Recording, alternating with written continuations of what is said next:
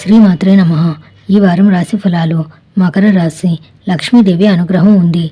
అందివచ్చిన అవకాశాలని సద్వినియోగం చేసుకోండి. ఆదాయ మార్గాలను విస్తరించుకోవడానికి సరైన సమయం. కొన్ని వ్యవహారాల్లో సర్దుబాటు ధోరణి తప్పదు. వివాదాలకు దూరంగా ఉండండి. భవిష్యత్తును దృష్టిలో ఉంచుకొని నిర్ణయాలు తీసుకోండి. శుభవార్త వింటారు. ఉద్యోగంలో సానుకూల మార్పులు చోటు చేసుకుంటాయి.